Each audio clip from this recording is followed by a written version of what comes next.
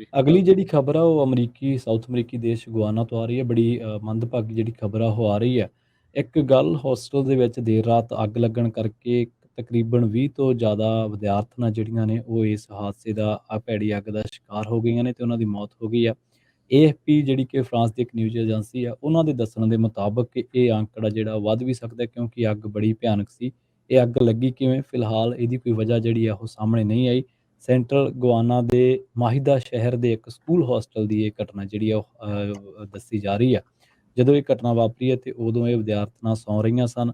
ਮੌਕੇ ਤੇ ਜਿਹੜੀਆਂ ਮੌਜੂਦ ਅਧਿਕਾਰੀ ਹੈ ਜਾਂ ਜਿਹੜੇ ਅੱਗ ਬੁਝਾਊ ਦਸਤੇ ਹੈ, ਉਹਨਾਂ ਨੇ ਕਿਹਾ ਸੀਗਾ ਕਿ ਅੱਗ ਲੱਗਣ ਤੋਂ ਕੁਛ ਘੰਟੇ ਬਾਅਦ ਵੀ ਇਹ ਪਤਾ ਲੱਗਿਆ ਕਿ ਕੁਛ ਵਿਦਿਆਰਥਣਾਂ ਹਾਲੇ ਵੀ ਉੱਥੇ ਫਸੀਆਂ ਹੋਈਆਂ ਸੀ। ਜਿਹੜੀਆਂ ਤਸਵੀਰਾਂ ਜਾਂ ਵੀਡੀਓਜ਼ ਸੋਸ਼ਲ ਮੀਡੀਆ ਉੱਤੇ ਲਗਾਤਾਰ ਵਾਇਰਲ ਹੋ ਰਹੀਆਂ ਨੇ, ਉਹਨਾਂ ਨੂੰ ਦੇਖਣਾ ਬਹੁਤ ਔਖਾ ਤੇ ਇਹਨਾਂ ਦੇ ਵਿੱਚ ਇਹ ਵੀ ਦੇਖਿਆ ਜਾ ਸਕਦਾ ਕਿ ਮੌਕੇ ਦੇ ਉੱਤੇ ਅੱਗ ਬੁਝਾਊ ਦਸਤੇ ਜਿਹੜੇ ਉਹਨਾਂ ਦੀਆਂ ਗੱਡੀਆਂ ਖੜੀਆਂ, ਐਂਬੂਲੈਂਸ ਵੀ ਖੜੀਆਂ ਹੋਈਆਂ ਨੇ, ਪਰ ਜਿਹੜੀਆਂ ਵਿਦਿਆਰਥਣਾਂ ਨੇ ਉਹਨਾਂ ਦੀ ਵੀ ਜੱਦੋ-ਜਹਿਦ ਜਿਹੜੀ ਹੈ ਜਾਰੀ ਹੈ।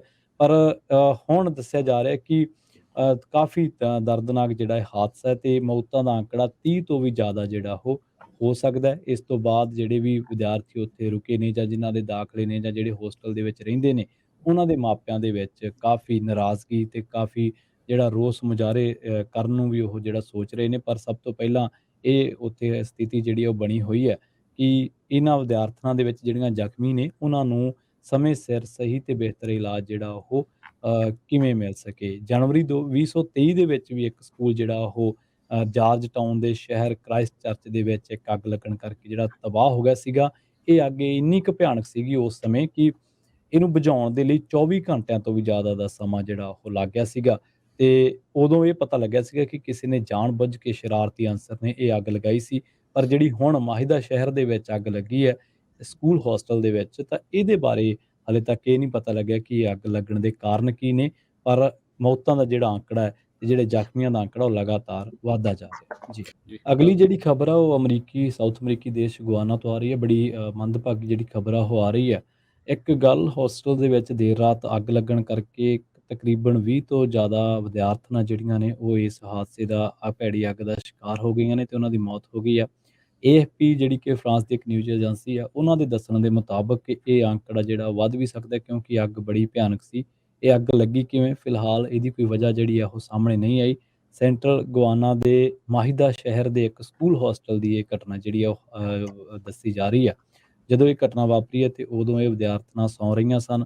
ਮੌਕੇ ਤੇ ਜਿਹੜੀਆਂ ਮੌਜੂਦ ਅਧਿਕਾਰੀ ਹੈ ਜਾਂ ਜਿਹੜੇ ਅੱਗ ਬੁਝਾਊ ਦਸਤੇ ਹੈ, ਉਹਨਾਂ ਨੇ ਕਿਹਾ ਸੀਗਾ ਕਿ ਅੱਗ ਲੱਗਣ ਤੋਂ ਕੁਛ ਘੰਟੇ ਬਾਅਦ ਵੀ ਇਹ ਪਤਾ ਲੱਗਿਆ ਕਿ ਕੁਛ ਵਿਦਿਆਰਥਣਾਂ ਹਾਲੇ ਵੀ ਉੱਥੇ ਫਸੀਆਂ ਹੋਈਆਂ ਸੀ। ਜਿਹੜੀਆਂ ਤਸਵੀਰਾਂ ਜਾਂ ਵੀਡੀਓਜ਼ ਸੋਸ਼ਲ ਮੀਡੀਆ ਉੱਤੇ ਲਗਾਤਾਰ ਵਾਇਰਲ ਹੋ ਰਹੀਆਂ ਨੇ, ਉਹਨਾਂ ਨੂੰ ਦੇਖਣਾ ਬਹੁਤ ਔਖਾ ਤੇ ਇਹਨਾਂ ਦੇ ਵਿੱਚ ਇਹ ਵੀ ਦੇਖਿਆ ਜਾ ਸਕਦਾ ਕਿ ਮੌਕੇ ਦੇ ਉੱਤੇ ਅੱਗ ਬੁਝਾਊ ਦਸਤੇ ਜਿਹੜੇ ਉਹਨਾਂ ਦੀਆਂ ਗੱਡੀਆਂ ਖੜੀਆਂ, ਐਂਬੂਲੈਂਸ ਵੀ ਖੜੀਆਂ ਹੋਈਆਂ ਨੇ, ਪਰ ਜਿਹੜੀਆਂ ਵਿਦਿਆਰਥਣਾਂ ਨੇ ਉਹਨਾਂ ਦੀ ਵੀ ਜੱਦੋ-ਜਹਿਦ ਜਿਹੜੀ ਹੈ ਜਾਰੀ ਹੈ।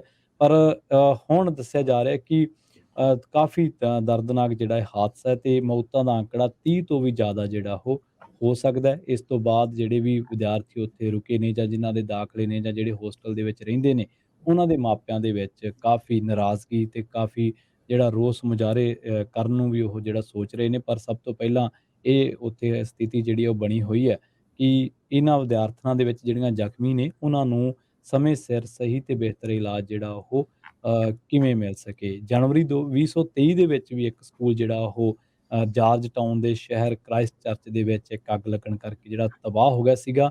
ਇਹ ਅੱਗ ਇੰਨੀ ਕੁ ਭਿਆਨਕ ਸੀਗੀ ਉਸ ਸਮੇਂ ਕਿ ਇਹਨੂੰ ਬੁਝਾਉਣ ਦੇ ਲਈ 24 ਘੰਟਿਆਂ ਤੋਂ ਵੀ ਜ਼ਿਆਦਾ ਦਾ ਸਮਾਂ ਜਿਹੜਾ ਉਹ ਲੱਗ ਗਿਆ ਸੀਗਾ ਤੇ ਉਦੋਂ ਇਹ ਪਤਾ ਲੱਗਿਆ ਸੀਗਾ ਕਿ ਕਿਸੇ ਨੇ ਜਾਣ-ਬੁੱਝ ਕੇ ਸ਼ਰਾਰਤੀ ਅਨਸਰ ਨੇ ਇਹ ਅੱਗ ਲਗਾਈ ਸੀ।